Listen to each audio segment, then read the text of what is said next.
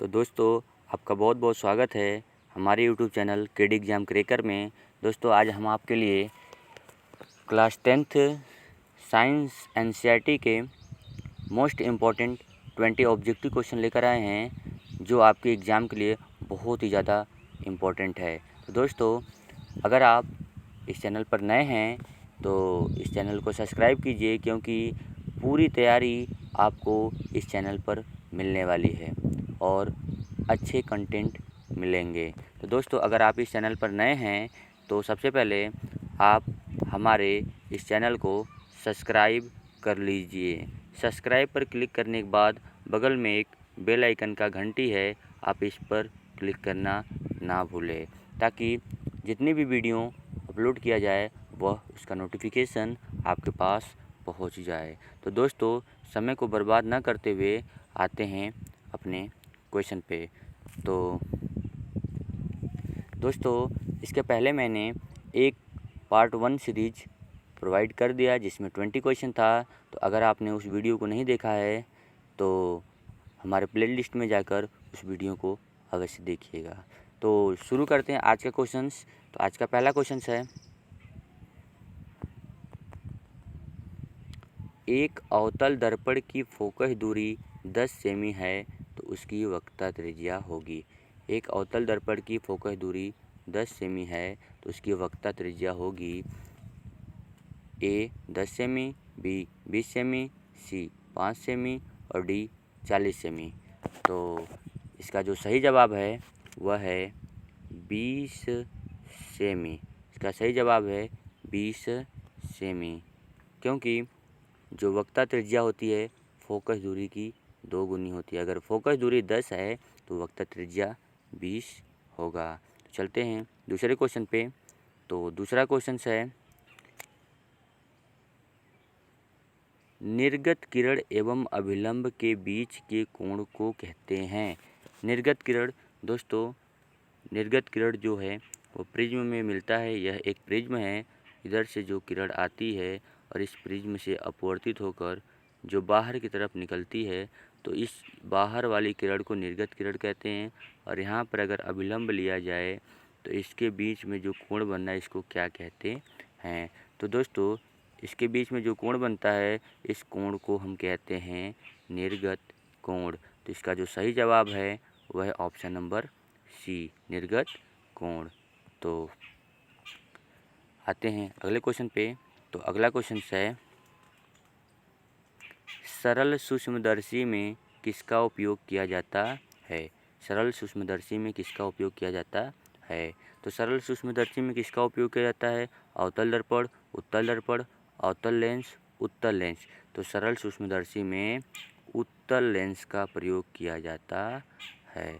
सरल सूक्ष्मदर्शी में उत्तल लेंस का प्रयोग किया जाता है। इसके बाद अगला क्वेश्चन है,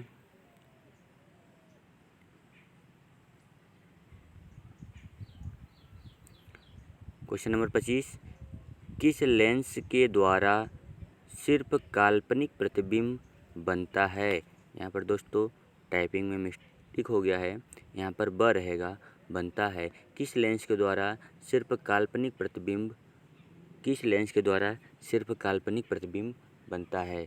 ऑप्शन में है उत्तल लेंस, अवतल लेंस, ब्रो, बाईफोकल, इनमें से कोई नहीं। तो इसका जो सही जवाब है वह है अवतल लेंस। अवतल लेंस के द्वारा ही काल्पनिक प्रतिबिंब बनता है। तो आगे चलते हैं अगले क्वेश्चन में। तो अगला क्वेश्चन है क्वेश्चन नंबर 26। यह है, प्रकाश परावर्तन के नियम से निर्धारित होता है। जो प्रकाश के परावर्तन का नियम होता है उसके द्वारा क्या निर्धारित किया जाता है। आपतन कोण बराबर परावर्तन कोण, परावर्तन कोण बराबर अपवर्तन कोण, आपतन कोण बराबर विचलन कोण, इनमें से कोई नहीं। दोस्तों, इसका जो सही जवाब है वह है आपतन कोण बराबर परावर्तन कोण। प्रकाश के परावर्तन के नियम द्वारा जो निर्धारित किया गया है आपतन कोण बराबर परावर्तन कोण। तो चलते हैं नेक्स्ट क्वेश्चन पे। तो जो अगला क्वेश्चन है क्वेश्चन नंबर 27। इसकी बात करते हैं तो कह रहा है काल्पनिक प्रतिबिंब बनता है। काल्पनिक प्रतिबिंब बनता है। काल्पनिक प्रतिबिंब कैसा बनता है? सीधा, उल्टा, दोनों, कोई नहीं। तो दोस्तों जो काल्पनिक प्रतिबिंब बनता है वह सीधा बनता है। इसका जो सही जवाब है वह है ए। इसका जो सही जवाब है वह है ए। काल्पनिक प्रतिबिंब हमेशा सीधा बनता है। तो आते हैं अगले क्वेश्चन पे। तो अगला क्वेश्चन नंबर 28 है, लेंस में मुख्य फोकस की संख्या कितनी होती है? लेंस में मुख्य फोकस की संख्या कितनी होती है? तो दोस्तों यह होता है मुख्य अक्ष, और इस पर अगर कोई लेंस बनाया जाए तो इसमें मुख्य फोकस जो है एक यहाँ पर होता है और एक यहाँ पर होता है, F1 F2। तो हम कह सकते हैं कि लेंस में मुख्य फोकस की संख्या कितनी होती है?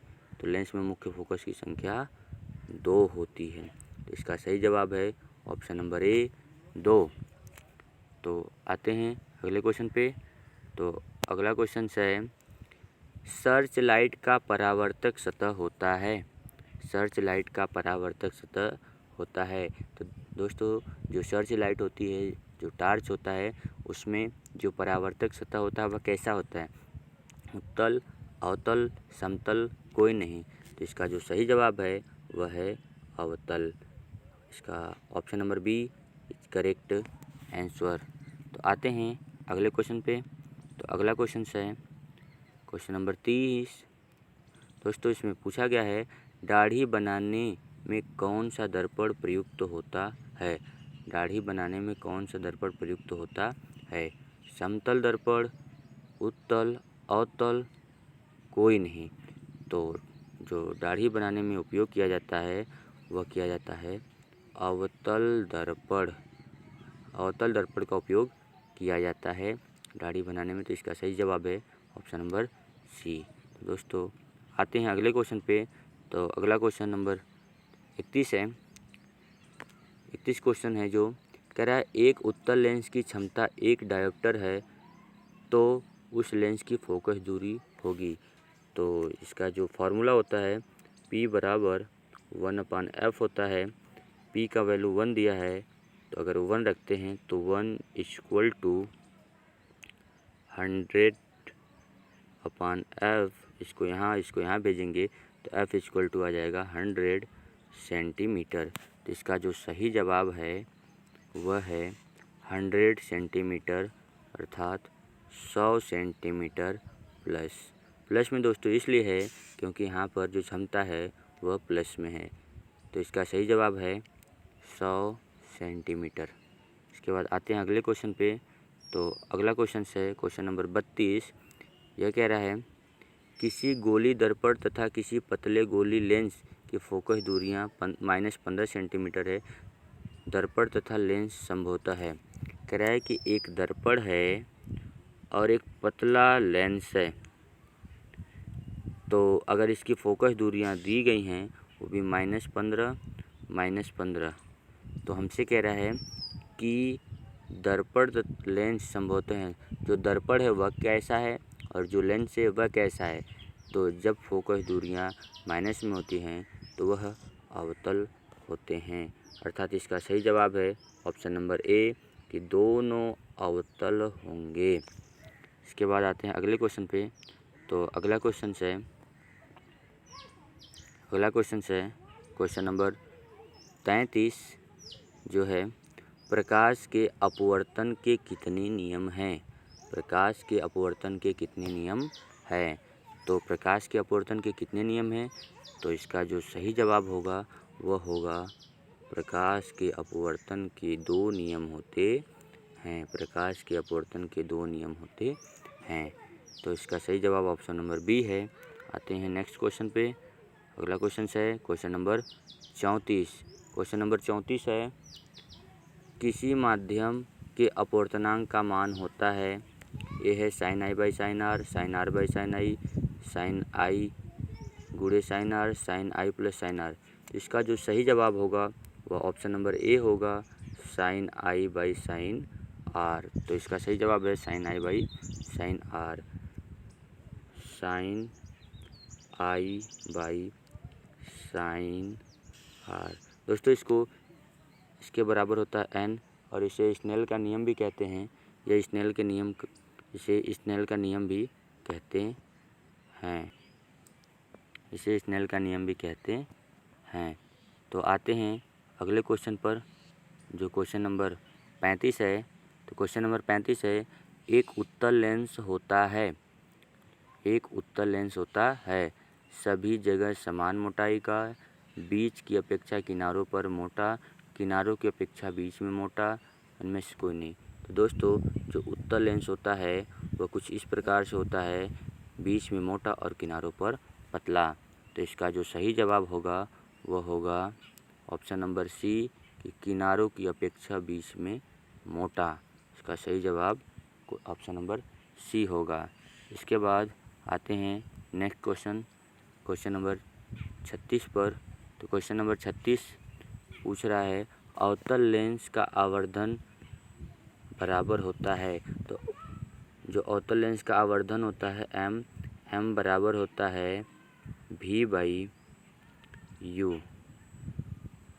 आवर्धन बराबर होता है v बाई यू। तो इसका जो सही जवाब है वह है option number A, v by you. दोस्तों आते हैं अगले क्वेश्चन पे। तो क्वेश्चन नंबर 37 जो है वह है, गोली दर्पण में फोकसांतर एवं वक्ता त्रिज्या के बीच संबंध है। तो कह रहा है कि गोली दर्पण का जो फोकस होता है और जो वक्ता त्रिज्या होती है, इसके बीच में क्या संबंध होता है। तो दोस्तों इसके बीच में जो संबंध होता है, R बराबर F बाई 2। तो इसका जो सही ऑप्शन है और सही जवाब है तो वह है ऑप्शन नंबर डी। इसका सही जवाब है ऑप्शन नंबर। तो अगला क्वेश्चन है क्वेश्चन नंबर 38। क्वेश्चन नंबर 38 जो है यह कह रहा है कि सोलर कुकर में प्रयोग किया जाता है अवतल दर्पण का, उत्तल दर्पण का, समतल दर्पण का, उत्तल तथा अवतल दर्पण का। तो दोस्तों जो सोलर कुकर होता है उसमें जो प्रयोग किया जाता है वह किया जाता है अवतल दर्पण का। तो इसका जो सही जवाब है ऑप्शन नंबर ए, अवतल दर्पण का प्रयोग सोलर कुकर में किया जाता है। आते अगले क्वेश्चन पे। तो अगला क्वेश्चन है क्वेश्चन नंबर 39 जो है, उत्तल लेंस में बना प्रतिबिंब होता है। कहने का अर्थ है कि जो उत्तल लेंस होता है वह कैसा प्रतिबिंब बनाता है। तो दोस्तों जो उत्तल लेंस है वह जो प्रतिबिंब बनाता है वह बनाता है वास्तविक और सीधा। जो उत्तल लेंस है वह जो प्रतिबिंब बनाता है वास्तविक और सीधा। सॉरी दोस्तों, इसका जो सही जवाब है वह है वास्तविक और उल्टा। इसके लिए क्षमा चाहते हैं। इसका जो सही जवाब है वह है वास्तविक और उल्टा। जो उत्तल लेंस होता है वह हमेशा वास्तविक और उल्टा प्रतिबिंब बनाता है। इसके बाद आते हैं अगले क्वेश्चन पे। तो क्वेश्चन नंबर आज का अंतिम है क्वेश्चन नंबर 40।